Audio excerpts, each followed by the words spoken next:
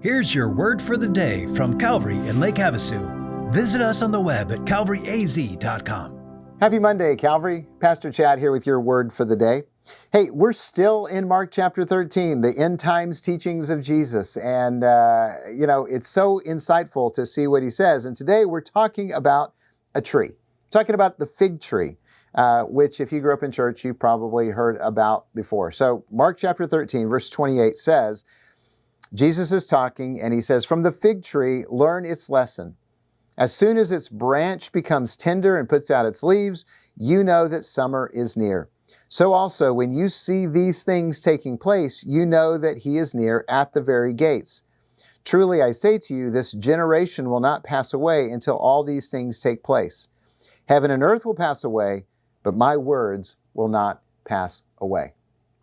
Now, since I was old enough to pay attention, Christian scholars have pointed out that the reestablishment of Israel in 1948 was the fig tree blossoming or blooming, whatever word you want to use. So in church world, they looked at 1948 and the establishment of the nation of Israel, and that was a prophetic event that they said, that's the fig tree, Israel's the fig tree, it's got to be. And then they're like, in a generation, which is like 20 to 40 years, depending on how you measure it, it's coming to a close. So, in the late 80s, it was people freaking out going, it's 40 years. So 88 reasons why Jesus is coming back in 1988. Didn't happen.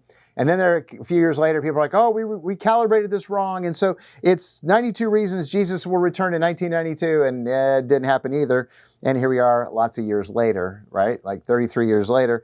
And see, that's the problem with all the prophecy and trying to name a date and time and all that stuff, is that God's time is not our time. And the way we see things and understand things is not the way he sees and understands.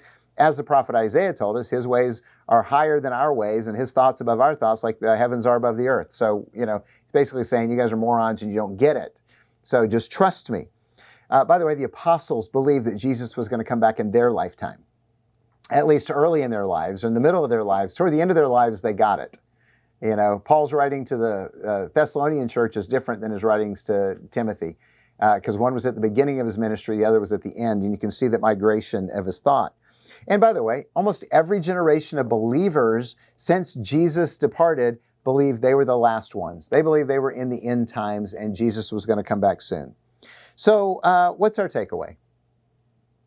Two simple thoughts. First of all, Jesus' return is closer than ever. I don't know when it's going to be. It may be tomorrow, and it may be in the future, 1,000 years. I have no clue. I just know Jesus is coming again, and he will judge the living and the dead. Okay? And then the other one is Jesus is eternal. So put your hope and faith in Jesus. Don't put your hope and faith in this world or the things attached to this world, whether that's possessions or people or the economic situation or the political situation or any of that kind of stuff. Put your hope in Jesus because he will last forever and he will not disappoint. So today, let's trust in Jesus.